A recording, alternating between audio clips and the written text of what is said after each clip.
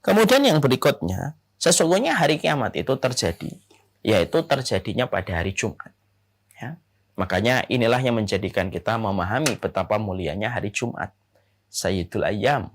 Makanya disebut dengan Jum'ah dari kata jamaah yang artinya mengumpulkan semua kebaikan. Dikeluarkannya Nabi Adam, itu diciptakannya Nabi Adam hari Jumat. Dikeluarkannya Nabi Adam hari Jumat. Diterima taubatnya Nabi Adam itu hari Jumat. Dan ditegakkannya hari kiamat itu hari Jumat. Makanya Rasulullah SAW mengatakan khairun yauma tala'at alaihi syamsu yaumul jumu'ati fihi khuliqa Adam wa fihi udkhilal jannah wa fihi ukhrija minha wa la taqumus sa'ah illa fi yaumil jum'ah. Makanya dikatakan sebaik-baik hari di mana matahari terbit itu hari Jumat. Karena pada hari Jumat diciptakannya Adam, pada hari Jumat dimasukkannya Adam di surga, dan pada hari Jumat dikeluarkannya Adam dari surga. Dan tidak terjadi hari kiamat kecuali adalah hari Jumat. Selamat datang di channel Langkah Iman Istiqomah. Jangan lupa like, komen, dan subscribe. Dan semoga kita semua mendapatkan ilmu yang bermanfaat. Amin. Alhamdulillah, tentunya senang sekali kita pada kesempatan hari ini kita dipertemukan oleh Allah dan diperjumpakan oleh Allah.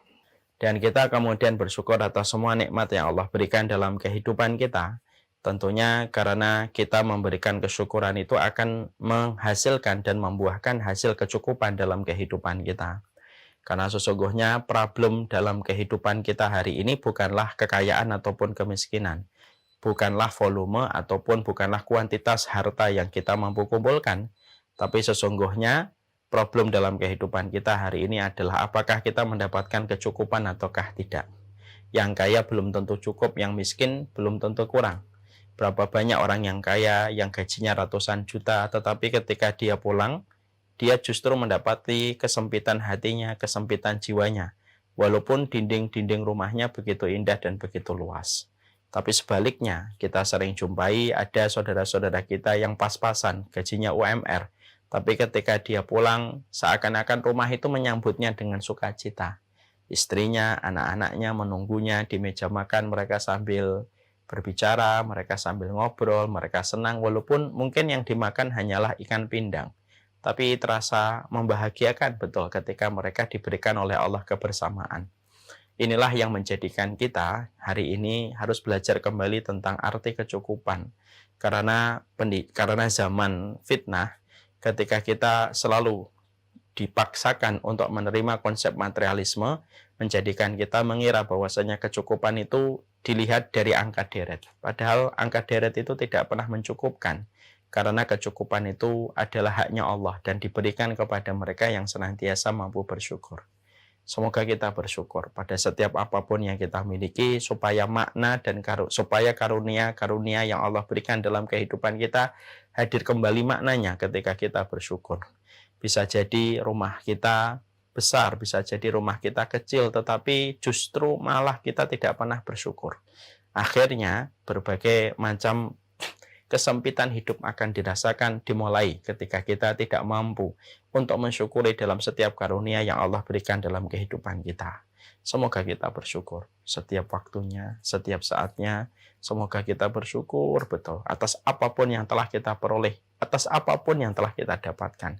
Jodoh kita, jodoh yang terbaik. Anak kita, anak yang terbaik. Tidak perlu membandingkan dengan siapapun dan tidak perlu membandingkan barang yang telah dimiliki oleh teman dan sahabat kita. Karena yang salah itu bukan apa yang mereka mampu beli dan apa yang tidak mampu kita beli. Tapi yang salah itu ketika mata kita dan mata hati kita tidak pernah bersyukur kepada Rabb, padahal kesyukuran itu akan memberikan kecukupan dan keberkahan dalam setiap karunia yang kita peroleh. Kepada Allah kita bersyukur dan kepada Allah kita mengharapkan pertolongan supaya kita senantiasa diberikan hati yang bersyukur kepada Allah. Ada ayat yang selalu kita baca setiap malam, yaitu surat Al-Mulk. Dan ada ayat yang kedua yang selalu kita lazimi setiap malamnya. Di dalam surat Al-Mulk ayat yang kedua, Alladzi khalaqal mauta wal hayata liyabluwakum ayyukum ahsanu amala. Allah itu menciptakan kehidupan dan kematian. Liyabluwakum ayyukum ahsanu amala, untuk menguji kepada kita siapakah yang paling terbaik dalam kehidupan. Di sini Allah menyampaikan tentang satu kondisi dan keadaan. Allah menciptakan kehidupan, Allah menciptakan kematian. Dan ketika Allah menerangkan dua kondisi, kehidupan dan kematian, maka Allah lalu menerangkan tujuan Allah memberikan kepada kita kehidupan dan kematian itu adalah untuk menguji kita. Kalau kita mendengar kata ujian, kalau kita bedah secara bahasa, liyabluwakum itu merupakan fi'il mudhari', present tense, yang artinya adalah ujian atau ibtila atau kemudian ujian. Maka ketika kita mendengar kata ujian, tentunya kita paham ujian itu identik dengan ilmu yang harus kita pelajari. Karena kalau kita datang ujian, misalnya Eptanas atau ujian masuk ke universitas, maka identik dengan proses kita belajar. Supaya kita mampu menjawab setiap ujian-ujian yang akan kita hadapi, baik di 3 SMP, 3 SMA, ataupun sedang kuliah. Maka itulah yang juga kita pahami, sesungguhnya dunia ini ujian. Berarti kalau ingin berhasil pada dunia ini, berarti harus belajar dulu tentang dunia sebagaimana yang diterangkan oleh Allah. Bagaimana selamat dari dunia, bagaimana selamat dari segala macam jerat dan daya setan pada kehidupan di dunia. Harus belajar. Sama dengan kematian yang Allah terangkan. Ketika Allah menerangkan kematian setelah menerangkan kehidupan, di situ diterangkan oleh Allah ujian. Dan ujian itu pun harus kita, dan kematian pun menjadi ujian yang harus kita sikapi dengan ilmu. Nah, inilah yang menjadi alasan kita. Kenapa kita mempelajari kitab At-Tadhkirah? Panjang banget. Sudah hampir 3 tahun lebih, bahkan 4 tahun. Kenapa kita mempelajari kematian dengan segala macam uniknya, dengan segala macam pernak-perniknya, dan segala macam rumpun-rumpulnya. Dari pertama kali kita membahas tentang bagaimana sikap seorang mukmin ketika sakit, bagaimana ketika meninggal. Kita pelajari panjang lebar dari semenjak pertama kita membuka dan mengkaji kitab At-Tadhkirah, karena kita akhirnya bisa menjawab. Karena kematian itu ujian, dan ujian itu identik dengan proses pembelajaran yang harus diberikan. Itulah alasan kenapa kita mempelajari kitab At-Tadhkirah secara runut, secara sistematik, supaya bukan hanya sholat yang harus kita ilmui, bukan hanya sedekah yang kita harus memberikan ilmu, tetapi sesungguhnya kematian pun harus kita memberikan ilmu, supaya kita mampu mendapatkan keselamatan pada saat kematian kita. Ketika ajal sudah ditentukan oleh Allah, pasti akan menyapa dalam akhir kehidupan kita di dunia. Keselamatan pada kematian itulah yang kita tuju. Sekarang kita akan membahas tentang halaman ke-397,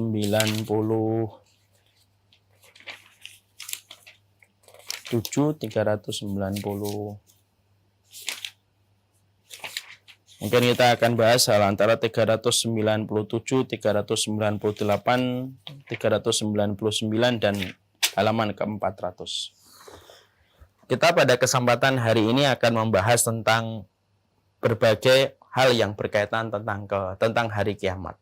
Setelah kita kemarin mempelajari cukup panjang bagaimana kehidupan di alam barzah, bagaimana tentang pertanyaan malaikat di alam kubur, bagaimana tentang keadaan dan kondisi manusia di dalam kuburnya, dan seluruh persoalan yang kita bahas tentang alam barzah, maka akhirnya kita sudah sampai pada pembahasan tentang hari kiamat. Karena kematian itu merupakan bagian dari keimanan kita kepada hari akhir. Dan keimanan kepada hari akhir itu salah satunya keimanan kita kepada hari kiamat. Kita akan bedah hari kiamat dari berbagai macam referensi yang kita kumpulkan. Ya, yang pertama adalah tentunya kita paham hari kiamat itu merupakan sebuah hari di mana itu merupakan hari yang besar, Yaumul Fasl, hari pembeda, Yaumul Furqan. Dan sesungguhnya hari kiamat itu ditegakkan oleh Allah untuk meletakkan keadilan Allah. Siapapun yang berbuat kebaikan, maka dia akan mendapatkan kebaikan, walaupun seberat biji darah. Dan siapapun yang berbuat kejahatan, maka dia akan menuai atas apa kejahatan yang telah dilakukan.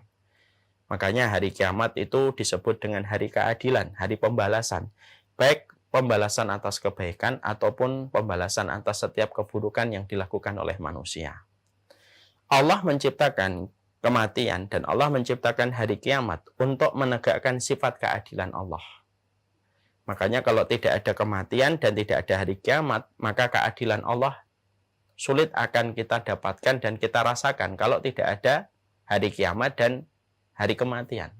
Tapi karena kita tahu pada rotasi kehidupan manusia, di situ ada kematian dan hari kiamat, disitulah kita akhirnya yakin Allah itu maha adil.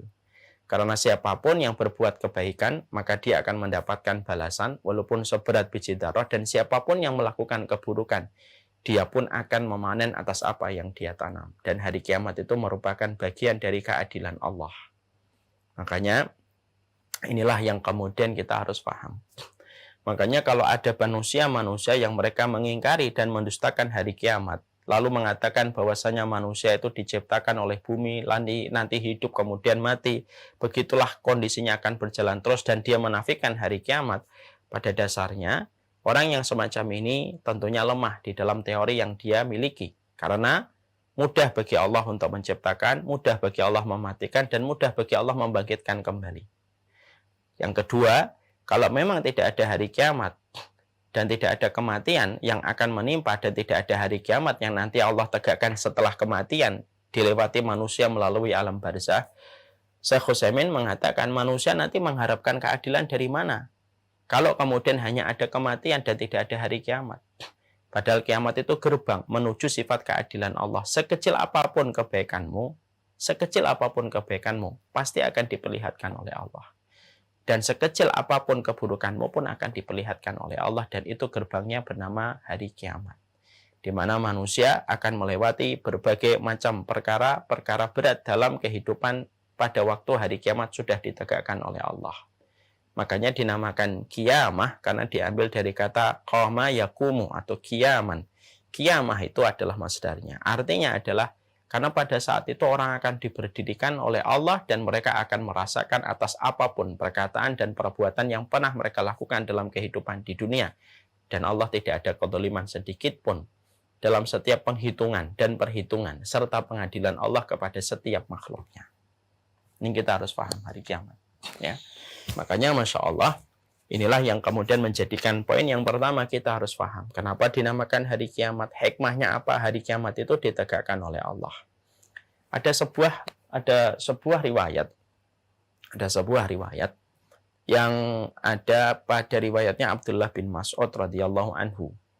Ada seorang perempuan yang datang kepada Ibunda Aisyah lalu mengatakan bahwasanya tangannya itu tiba-tiba lumpuh.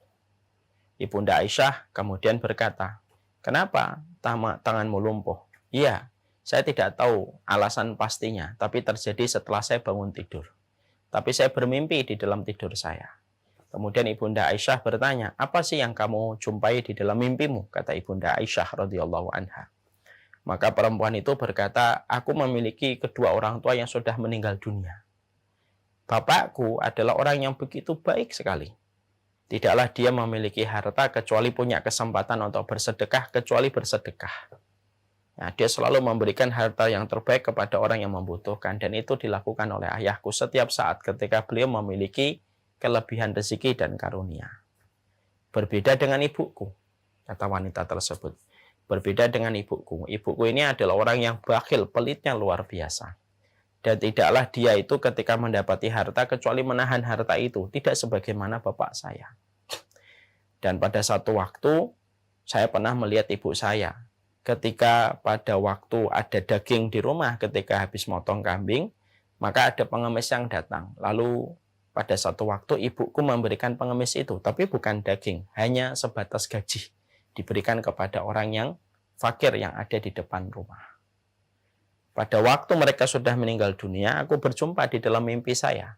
Di dalam mimpiku, aku melihat tempat yang sangat indah. Air menggericik begitu indahnya. Memuaskan dahaga siapapun orang yang ada di situ.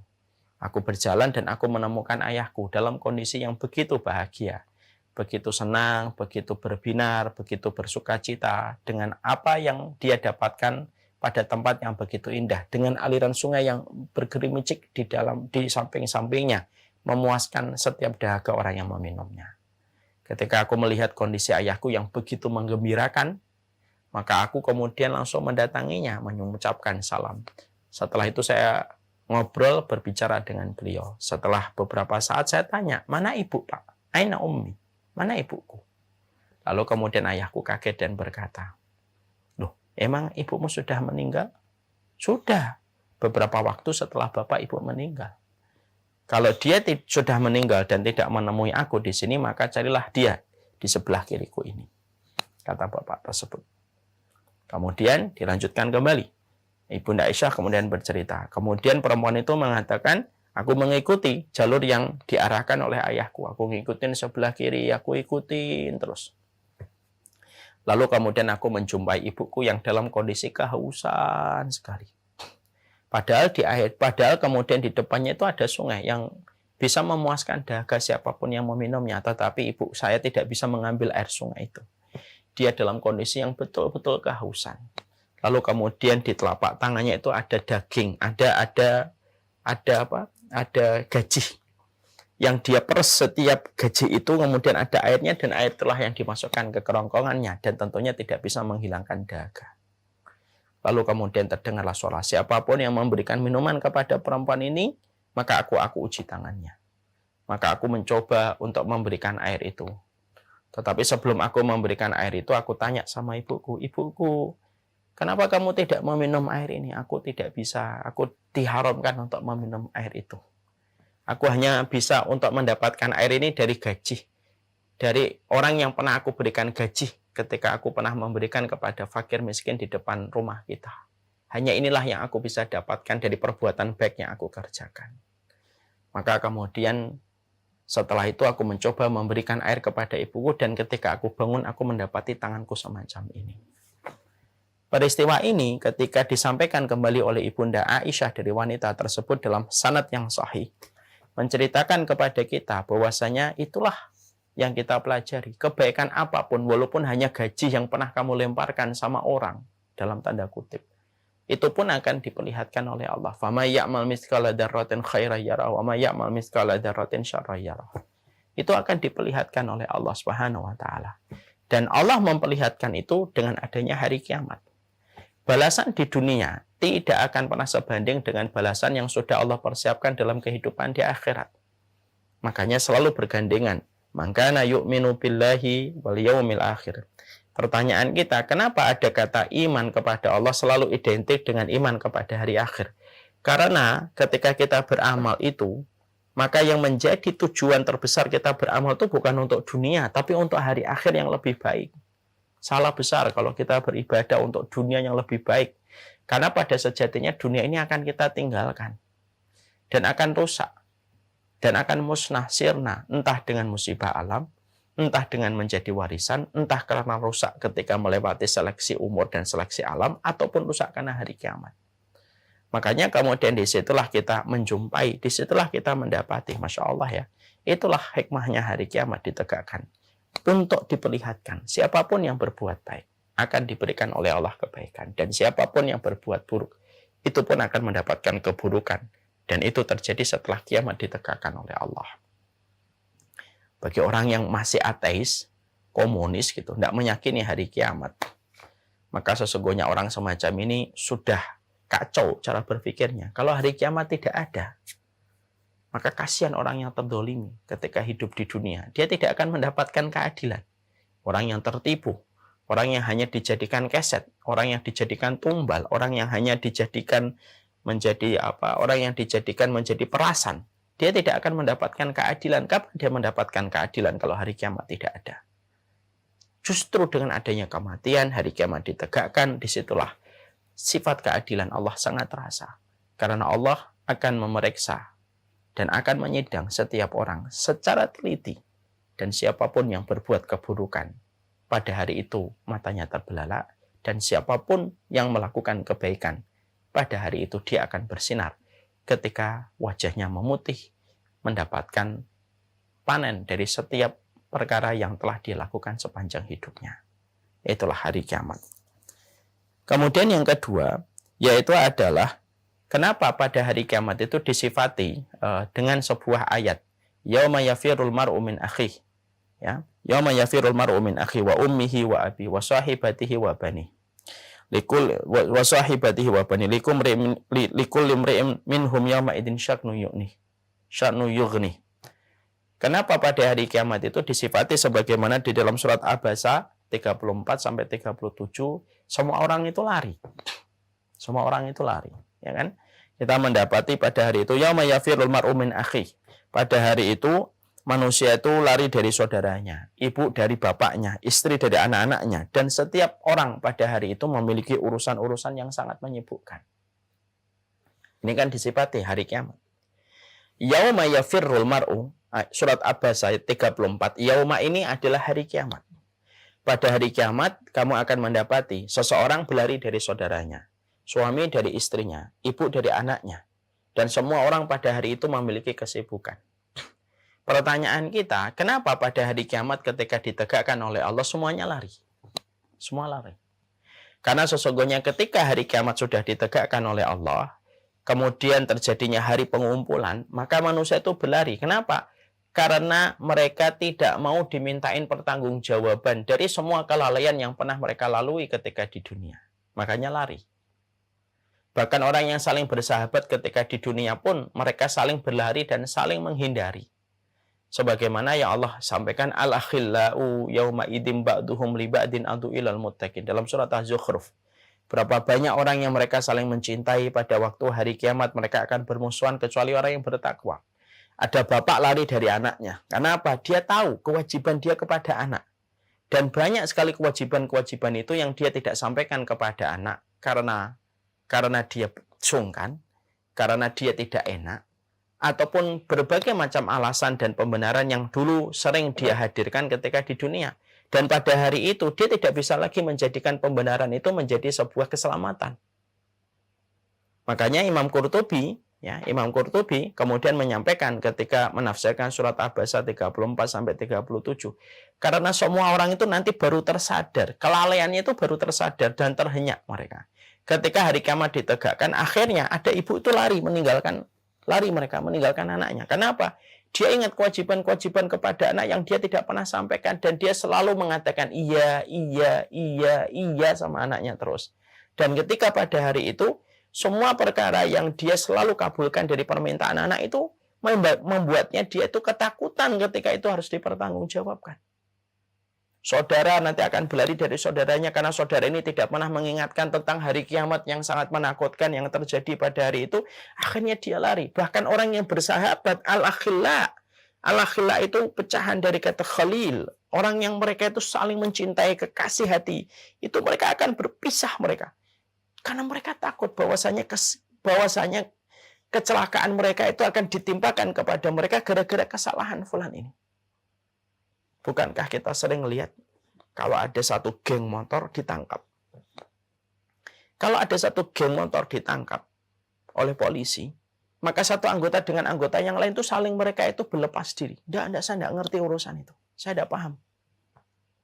Biasanya kalau kita lihat ada geng motor punya senjata, senjatanya dibuang, alat buktinya, lalu ditemukan oleh polisi. Polisi akan tanya, ini miliknya siapa ini? Yang satu mengatakan, tidak milik saya, Pak. Miliknya dia kali. Yang sana, enggak milik saya, Pak. Saling melepaskan itu. Itu baru ketika ada kriminalitas ditangkap oleh polisi. Maka pada hari itulah yang bisa menjelaskan kepada kita tentang surat yang disampaikan oleh Allah pada surat Abasa. Semua orang itu nanti akan lari. Mereka kabur. Kenapa semua orang itu pada hari itu pada kabur? Mereka kemudian lari. Karena mereka takut dimintain pertanggungjawaban tentang apa yang terjadi pada kehidupan keluarganya. Inilah yang menjadikan kita harus mengerti. Inilah yang menjadikan kita paham. Mendakwahi keluarga merupakan bagian prioritas nomor 1 sebelum mendakwahi yang lainnya. Makanya Allah sampai katakan kan di dalam surat At-Tahrim, ya ayuhan nabiyyu lima tuharrimu ma halal. Ya ayyuhalladzina amanu qu anfusakum wa ahlikum nar. Makanya sampai kemudian Allah menyampaikan, ya ayyuhalladzina amanu, hai orang yang beriman, qu anfusakum wa ahlikum nar. Jagalah dirimu dan keluargamu. Karena kalau kita tidak menjaga keluarga kita dulu, maka keluarga itu akan menjadi sumber penyesalan besar dalam kehidupan di akhirat. Karena salah satu penyesalan besar di akhirat itu adalah penyesalan ketika bersama keluarga, lalu kita tidak menegakkan pilar-pilar ketakwaan kita kepada Allah, tidak menegakkan sendi-sendi ketakutan kita kepada Allah, itu yang akan menjadi penyesalan besar. Sebelum penyesalan itu datang, Allah memberikan wasiat kepada orang yang beriman. Ya ayyuhalladzina amanu qu anfusakum wa ahlikum nar. Hei orang yang beriman, jagalah dirimu dan keluargamu dari api neraka. Karena hari itu semuanya nanti akan lari. Jadi ada anak lari gitu dari anaknya dia. Ada bapak lari dari anaknya, ada istri lari dari suaminya, ada suami lari dari istrinya. Ada seorang pemimpin lari dari bawahannya, ada bawahannya lari dari kemudian atasannya. Semuanya nanti pada ketakutan itu. Untuk melepaskan tanggung jawab. Yang harusnya harusnya dipikul oleh mereka, tapi ketika itu terjadi, mereka mencoba untuk melepaskan. Dan itulah hari kiamat. Dan itulah yang kemudian menjadikan kita paham. Kenapa hari itu orang pada lari. Dan hari itu merupakan hari yang paling menegangkan yang pernah terjadi dalam kehidupan manusia. Kenapa? Sampai dikatakan bahwasanya orang yang hamil pun akan ketakutan sampai melahirkan. Ketakutan. Manusia pada hari kiamat ketika ditegakkan itu merupakan ketakutan yang paling terbesar dialami oleh setiap manusia. Oleh manusia itu sendiri semenjak dia diciptakan, semenjak dia dilahirkan. Tidak ada ketakutan yang paling besar kecuali ketakutan ketika hari kiamat ditegakkan. Yang ketiga, sesungguhnya hari kiamat itu tidak akan ditegakkan oleh Allah sampai Allah matikan orang yang solih. Dan sampai yang tersisa itu adalah seburuk-buruk makhluk. Itulah hari kiamat. Selama masih ada orang yang beriman, taat kepada Allah, tidak akan terjadi hari kiamat. Karena sesungguhnya hari kiamat ditegakkan oleh Allah Subhanahu wa Ta'ala. Ketika yang tersisa pada hari itu, pada zaman itu hanyalah seburuk-buruk makhluk. Makanya sampai Rasulullah mengatakan tidak ada yang melihat hari kiamat kecuali min syiraril khalqi, kecuali seburuk-buruk makhluk yang tersisa. Makanya kemudian kita mendapati di dalam satu riwayat disebutkan la taqumus sa'a hatta ya'khudallah syaritatahu min ahlil ardi fayabqa fiha ijaja la ya'rifuna ma'rufan wa la yunkiruna munkaran. Nabi kemudian mengatakan dalam satu riwayat Imam Ahmad, tidak akan terjadi hari kiamat sampai Allah itu mengambil orang-orang yang baik dari penduduk bumi. Sehingga yang tersisa itu hanyalah orang yang jelek. Yang tersisa itu orang yang jelek banget. Ya, yang tersisa itu orang yang jelek banget. Apa indikator, apa barometer kejelekan orang itu? Ya, apa kejelekannya? Rasulullah mengatakan, la ya'rifuna ma'rufan wa la yunkiruna munkaran. Mereka tidak tahu yang benar dan mereka tidak pernah mengingkari kemungkaran. Jadi dosa itu dipaksa untuk diterima.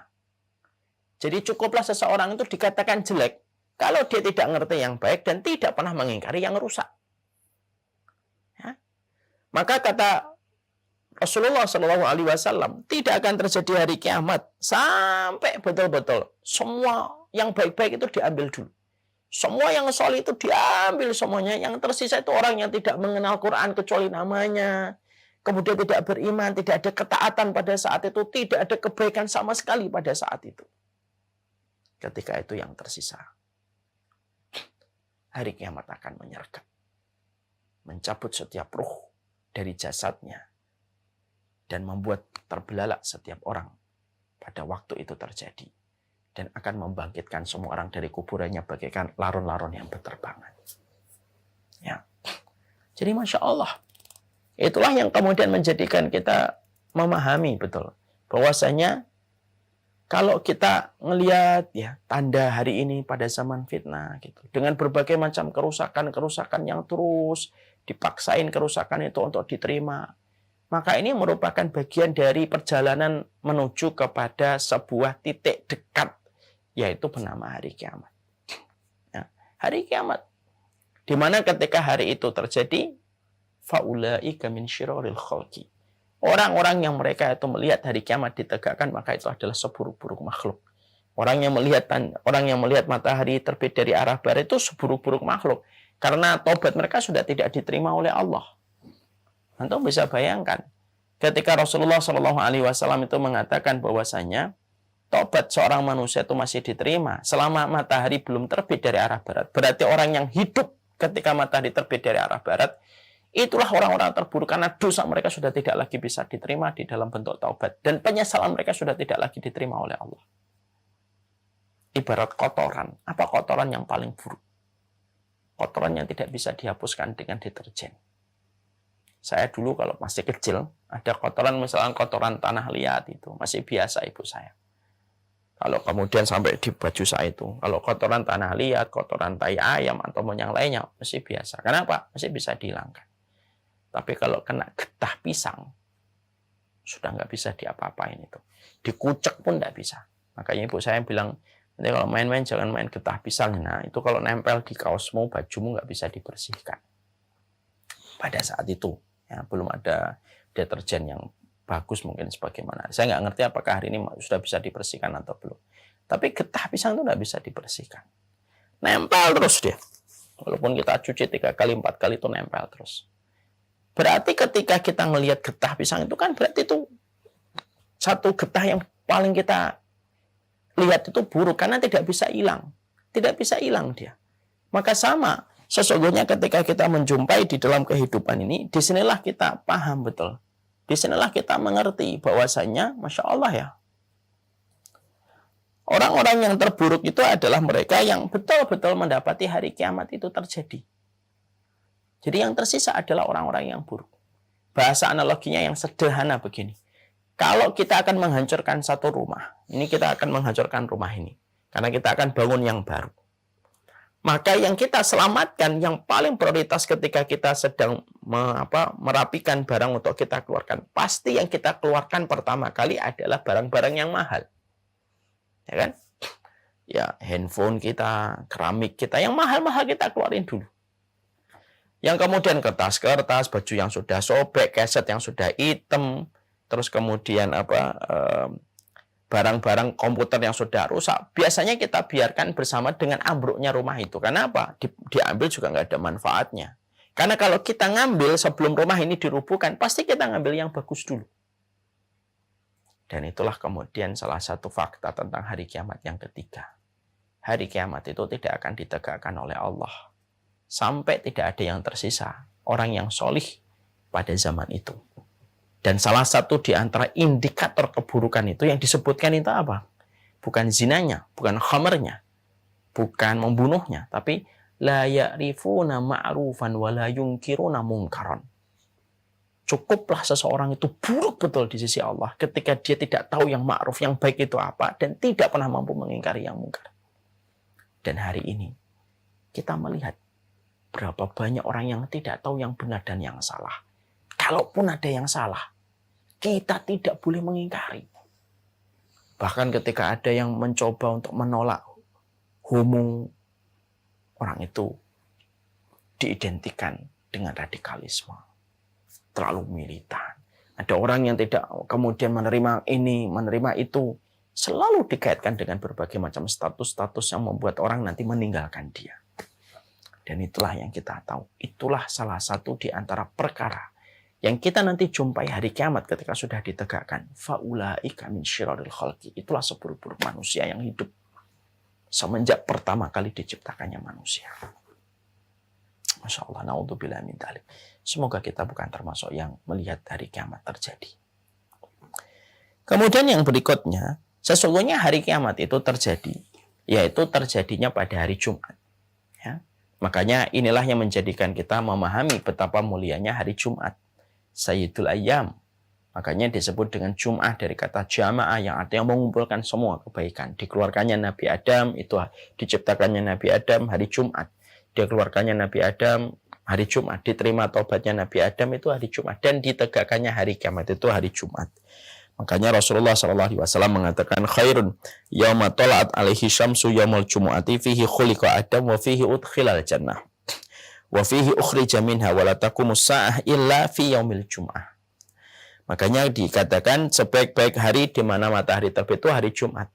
Karena pada hari Jumat diciptakannya Adam, pada hari Jumat dimasukkannya Adam di surga, dan pada hari Jumat dikeluarkannya Adam dari surga. Dan tidak terjadi hari kiamat kecuali adalah hari Jumat.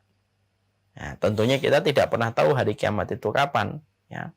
Karena ketika malaikat Jibril bertanya tentang hari kiamat kepada Nabi, maka Nabi mengatakan yang ditanya tidak lebih tahu daripada yang bertanya. Ya, artinya Rasulullah pun tidak mengetahui hari kiamat itu kapan. Tapi yang kita bisa pastikan hari Jumat, yang kita bisa pastikan dari hari kiamat itu terjadinya hari Jumat. Ya, jadi pada hari Jumat itulah kemudian pada hari Jumat itulah ditegakkan hari kiamat. Makanya kita mendapati, makanya kemudian kita menjumpai ya, makanya kita mendapati binatang melata itu kalau pada hari Jumat memiliki kebiasaan yang berbeda dibandingkan hari-hari yang lain.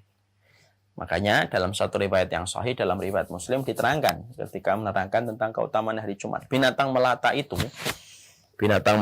kalau hari Jumat, binatang melata itu memasang pendengarannya lebih tajam daripada hari-hari yang lainnya. Karena mereka tahu bahwasanya hari Jumat itu merupakan hari ditegakkannya hari kiamat. Kita kan paham ya, kekuatan mata, kekuatan penglihatan, kekuatan pendengaran binatang itu jauh lebih kuat para binatang dibandingkan manusia. Makanya tidak mengherankan, sering sekali ada kejadian alam, sebelum terjadi kejadian alam, terjadilah pemandangan tidak lazim dan tidak biasa para binatang. Tiba-tiba binatang tahu-tahu pada pergi dulu. Ada mau gunung meletus, kita ngelihat satu fenomena eksodus besar-besaran binatang. Ternyata memang tidak terlalu lama setelah itu ada musibah alam. Memang binatang itu memiliki keistimewaan yang Allah berikan kepada mereka melalui penglihatan dan pendengaran mereka. Dan itu sudah terbukti di beberapa kali. Sebelum terjadinya gempa, binatang itu sudah merasa duluan. Sama, binatang itu sangat sensitif pada hari Jumat. Makanya dari binatang melata apapun, kalau pada hari Jumat mereka memasang sensitivitas pendengaran mereka khusus pada hari Jumat. Dan memang kita mendapati bahwasanya hari kiamat ditegakkan oleh Allah pada hari Jumat. Ya, makanya itulah yang menjadikan kita paham hari Jumat itu merupakan hari yang terbaik, Sayyidul Ayyam, dibalik diciptakannya hari-hari dan masa dalam kehidupan di dunia. Itu yang keempat. Yang kelima, tentunya terjadinya hari kiamat itu dengan peristiwa ditiupkannya sangkakala. Ya, nafkhah, yaitu sangkakala. Tentunya sangkakala itu merupakan sesuatu yang ditiup oleh malaikat Israfil pada waktu hari kiamat ditegakkan oleh Allah. Ada sebuah keterangan yang disampaikan oleh Nabi Shallallahu Alaihi Wasallam. Yang pertama kali mendengar suara sangkakala itu, kata Nabi Shallallahu Alaihi Wasallam, adalah seseorang yang sedang memperbaiki telaganya air untuk ontanya. Sebagaimana yang diterangkan di dalam sebuah riwayat, ya, dalam sebuah riwayat dari riwayat Muslim, Rasulullah mengatakan summa yunfakhu fis-suq fala yasma'u wahadun illa asgha. Ya. Kemudian ditiuplah sangkakala, tidak ada seorang pun yang mendengarnya kecuali dia memasang pendengaran dan menjulurkan lehernya. Artinya ketika sangkakala itu mulai ditiup, dia itu pertama dengerin apa itu? Dia menjulurkan lehernya untuk mencari sumber suara itu apa. Ya. Kemudian Rasulullah bersabda, orang yang pertama kali mendengarnya adalah orang yang sedang memperbaiki telaganya untuk ontanya. Jadi dia sedang memperbaiki telaga untuk ontanya, dan ketika mendengar itu, dia pun kemudian mati ketika akhirnya suara sangkakala itu membuat heboh seluruh dunia. Membuat heboh seluruh kejadian yang ada di muka bumi. Sering nggak kita akhir-akhir ini, kita ini mendapatkan suara-suara misterius. Ya, dan itu sering menjadi viral di sosial media. Ada suara misterius di mana, kayak suara apa yang tidak diketahui apa. Bahkan para ilmuwan pun belum mampu menyingkap suara-suara yang misterius ini. Ketika terakhir-terakhir ini, banyak sekali suara-suara yang semacam itu. Ada tengah malam, suara misterius apa muncul gitu. Ada di belahan Eropa, suara yang menakutkan muncul di tengah malam, tanpa diketahui sumber suara itu dari mana, dan apa yang menyebabkan terjadinya suara itu. Saya tidak ngerti. Tapi sesungguhnya ditiupnya sangkakala ketika terjadinya hari kiamat, itu kemudian dimulai dari suara itu. Dan setiap orang pada saat itu mendengarnya, lalu kemudian mereka itu langsung menjulurkan lehernya untuk mencari mana apa itu. Dan pada saat itulah semua kondisi itu membelalakan mata. Makanya saking stresnya dan depresinya atas apa yang dilihat oleh manusia pada saat itulah orang yang hamil langsung melahirkan. Karena tekanan dan pressure atas frustasi yang dia jumpai. Ketika hari kiamat itu betul-betul ditegakkan oleh Allah. Ya, kita tentunya bisa membayangkan kita ketika baru kejadian gempa beberapa Richter, banyak di antara kita langsung kehilangan akal sehat, lari tunggang langgang. Ada yang mandi, tidak sempat ngambil baju, langsung lari untuk menyelamatkan diri. Padahal itu baru sebatas gempa. Terlebih lagi ketika hari kiamat itu datang. Dan yang pertama kali mendengar sangkakala ketika ditiupkan, yaitu adalah seseorang yang sedang memperbaiki telaganya untuk ontanya. Lalu kemudian mendengar suara itu, maka dia Akhirnya mati sebagaimana seluruh makhluk itu mati dengan ditiupkannya sangkakala. Makanya itulah yang kemudian kita dapatkan. Kemudian berikutnya tentang hari kiamat. Bahwasanya kiamat itu terjadi setelah tanda kiamat itu beruntun. Tanda kiamat besar itu. Dan kita tentunya paham, kita mengerti. Tanda kiamat besar itu berbeda dengan tanda kiamat kecil. Masih ingat beberapa waktu lalu saya pernah menyampaikan apa bedanya tanda kiamat kecil dengan tanda kiamat besar. Tanda kiamat kecil itu antara satu tanda dengan tanda berikutnya terdapat jarak yang begitu jauh. Antara satu tanda dengan tanda yang lain terdapat jarak yang jauh. Tapi tanda kiamat besar itu adalah antara satu tanda dengan tanda berikutnya itu jaraknya berdekatan. Sebagaimana kalung mutiara yang terputus, maka jatuhnya mutiara itu beruntun. Tek, tek, tek, tek, tek, tek. Beruntun dia. Jatuhnya itu beruntun. Mutiara itu beruntun jatuhnya. Maka tidak akan terjadi hari kiamat sampai kemudian terjadinya tanda hari kiamat yang dimunculkan oleh Allah. Makanya dalam sebuah riwayat disampaikan, dalam riwayat Muslim, sesungguhnya kiamat tidak akan terjadi sampai 10 tanda itu diperlihatkan oleh Allah. Nanti akan kita bahas buka pula. Nanti di tengah-tengah nanti kemudian akan kita bahas. Maka kemudian tanda 10 kiamat itu disampaikan oleh Rasulullah. Terjadinya khasaf, yaitu khasaf itu kayak asap gitu. Jadi terjadinya kemudian khasaf di timur, khasaf di barat, di Jazirah Arab, adanya asap, adanya dajjal, adanya binatang melata. Kemudian Ya'juj dan Ma'juj, matahari yang terbit dari arah barat, api yang mengepung manusia keluarnya dari jurang Aden yang menggiring manusia, dan termasuk di dalamnya adalah turunnya Isa alaihissalam. Ya, artinya urutan-urutan itu akan didapatkan. Sebagian riwayat ditambahi dengan munculnya Imam Mahdi. Maka itu merupakan tanda-tanda kiamat besar yang akan muncul. Dan sesungguhnya itu merupakan tanda-tanda kiamat besar sebelum munculnya hari kiamat. Ya. Makanya kita betul-betul mengimani bahwasanya tanda kiamat besar itu ada. Dan hari ini kita berada pada ujung tanda-tanda kiamat kecil yang sudah mau habis.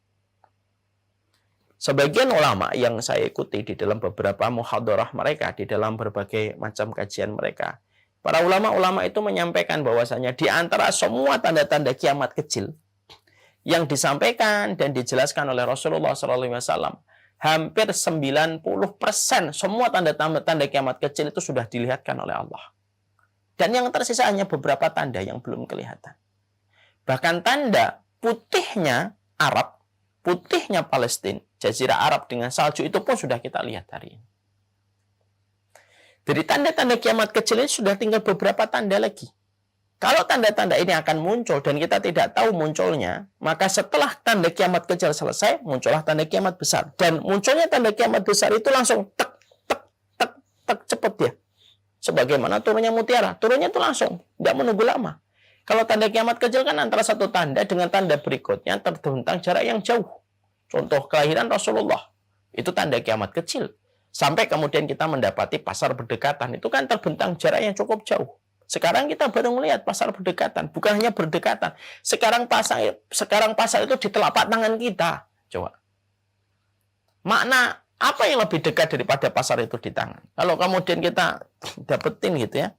Pasar itu sekarang kemudian ada di tangan kita kan. Kita scroll gitu. Kita sedang membeli ini, sedang membeli itu. Itu pasar itu. Dengan tanda ketika munculnya Rasulullah SAW, lahirnya Rasulullah itu kan juga tanda kiamat kecil, terbentang jarak yang jauh. Tapi kalau tanda kiamat besar itu munculnya itu berdekatan terus. Dan kita menjumpai, kata Rasulullah, kalau sudah tanda kiamat besar muncul, maka berdekatan sekali. Ya.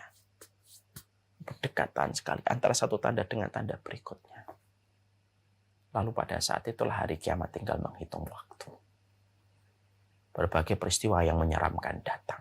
Ada asap, ada dukhon, ada binatang melata yang muncul dan berbicara, ada dajjal. Semuanya menegangkan. Dan inilah fitnah-fitnah besar dalam kehidupan manusia.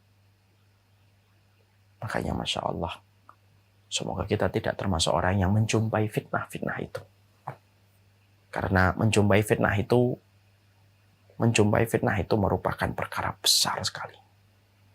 Dan kita khawatir kalau kita tidak menjumpai. Dan kalau kita khawatir kalau menjumpai fitnah itu, yang kita khawatirkan adalah komitmen menjaga keimanan dan ketakwaan kita. Fitnah itu dihindari. Jangan didatangi. Fitnah itu jangan ditantang. Fitnah itu dihindari.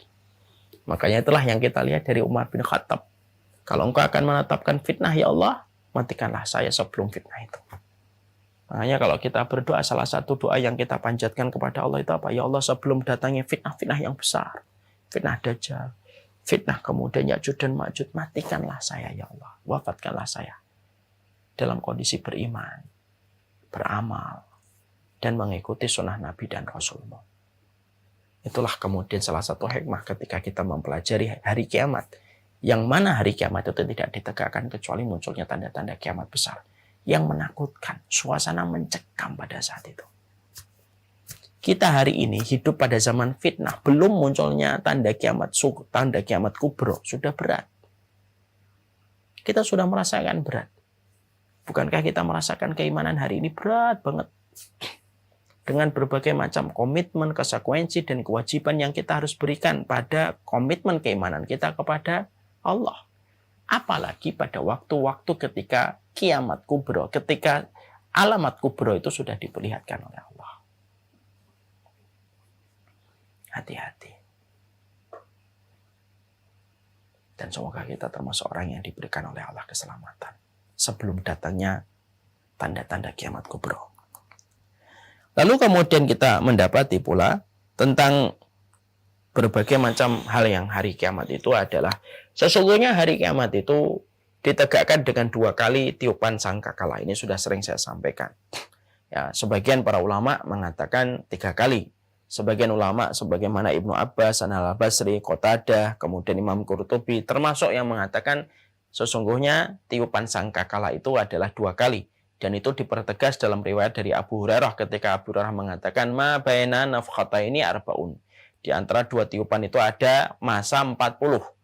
Ditanya kepada Abu Hurairah 40 tahun, beliau diam. 40 bulan, beliau diam. 40 hari, beliau diam. 40 jam, beliau diam. Artinya beliau tidak tahu. Yang tahu hanyalah Allah. Dari hadis itulah pendapat para ulama mengatakan tiupan itu ada 2. Tiupan yang pertama adalah tiupan yang mematikan seluruh manusia. Seluruh manusia. Ya, kecuali orang yang Allah kehendaki. Makanya kita membaca di dalam surat An-Naml ayat yang ke-87 wa yawma yunfakhu fis suri fa fazi'a man fis samawati wa man fil ardi illa man Allah. Maka ingatlah ketika hari ditiupkan sangkakala maka terkejutlah semua yang di langit dan segala yang ada di bumi kecuali siapapun yang dikehendaki oleh Allah. Artinya ada beberapa makhluk yang Allah masih sisakan ketika tiupan sangkakala. Illa man Allah. Kecuali yang dikehendaki oleh Allah. Man, di situ disebutkan man. Man kan untuk makhluk hidup. Pertanyaannya, siapa yang masih disisakan oleh Allah ketika tiupan sangkakala pertama itu ditiupkan oleh Allah Subhanahu wa taala? Saya akan menyampaikan dalam satu keterangan dari Imam At-Tabari. Sebagian riwayat itu mengatakan bahwasanya yang masih dihidupkan pada saat itu ada 4 malaikat. Jadi tiupan sangkakala yang pertama semuanya mati. Yang masih tersisa 4. Malaikat Israfil sendiri yang meniupkan sangkakala. Malaikat maut yang mencabut nyawa seluruh manusia ketika ditegakkan hari kiamat itu kan malaikat maut berada pada kesibukan saat itu mencabut semua nyawa ketika sangkakala ditiupkan. Kemudian bukan 4, kemudian 3. Kemudian yang ketiga adalah malaikat Jibril. Jadi ada 3 yang disisakan oleh Allah. Malaikat Israfil, malaikat maut dan malaikat Jibril yang disebut dengan Ruhul Amin, ya. Karena sebaik-baik malaikat itu adalah malaikat Jibril. 3 ini masih disisakan. Illa man Allah. Nah, kecuali yang dikehendaki oleh Allah itu ada yang masih disisakan. Setelah tiupan sangkakala, semua alam semesta, semua bumi dalam kondisi rusak. Dan yang kaget bukan hanya bumi, tapi manfis samawat. Bahkan yang di langit pun kaget dengan tiupan sangkakala. Artinya yang menghuni langit itu para malaikat. Para malaikat pun dimatikan oleh Allah. Yang tersisa 3. Dalam riwayat yang disampaikan oleh Imam At-Tabari. Kemudian setelah 3 ini, maka Allah nanti akan mematikan semuanya. Wa yabqa wajhu rabbika dzul jalali wal ikram. Maka yang tersisa hanyalah wajahnya Allah. Maka 3 malaikat ini akhirnya dimatikan oleh Allah. Yang pertama kali dimatikan itu siapa? Malaikat Israfil. Dicabut nyawanya oleh malaikat maut. Malaikat maut mencabut nyawanya malaikat Israfil. Yang tersisa dua. Malaikat maut dan malaikat Jibril. Allah suruh malaikat maut untuk mencabut nyawanya. Maka malaikat maut mencabut nyawanya sendiri. Yang tersisa satu, malaikat Jibril. Malaikat Jibril diperintahkan oleh Allah bersujud dan Allah cabut sendiri rohnya malaikat Jibril dengan kuasanya Allah langsung. Maka meninggallah 3 malaikat ini. Pada saat itulah kita membaca ayat wa yabqa wajhu rabbika dzul jalali wal ikram, yang tersisa itu wajahnya Allah. Ya. Maka pada saat itulah ketika semua sudah mati, tidak ada pun tersisa, sampai hatta bakteri, sampai mikroba, semua yang terkecil semuanya mati karena dahsyatnya hari kiamat. Jadi yang membuat dahsyatnya yang menjadikan mati itu, dahsyatnya kiamat itu bukan hanya manusia, bahkan makhluk-makhluk yang tidak kelihatan oleh mata pun terguncang dengan harinya kematian. Itu kata para ulama. Bahkan kalau misalkan virus COVID ini ada di hari kiamat, bahkan virus-virus itu pun akan mati. Saking begitu menegangkannya terjadinya hari kiamat. Semua mati karena semua unsur yang menghidupkan itu dimatikan oleh Allah. Karena kita hidup itu kan ada unsur-unsur yang Allah ciptakan untuk menjadikan manusia dan makhluk hidup ini hidup. Semua unsur itu diambil oleh Allah, dimatikan oleh Allah, terjadinya sangkakala yang pertama. Ya. Dan pada saat itulah manusia nanti bersiap-siap untuk kemudian dikumpulkan oleh Allah Subhanahu wa taala. Ya, itulah beberapa yang kita pahami dari beberapa halaman ini. Saya kumpulkan dari beberapa riwayat. Dan insya Allah dalam pertemuan berikutnya kita akan sampaikan hari penghimpunan. Hari penghimpunan itu apa? Yaumul mahsyar. Yaumul hasyar itu apa? Mahsyar itu apa? Dan ini yang akan kita sampaikan dalam pertemuan kita selanjutnya. Wassalamualaikum. Semoga Allah memberikan keselamatan kepada kita pada fitnah ini. Dan semoga Allah memberikan keberkahan dalam setiap urusan kebaikan kita.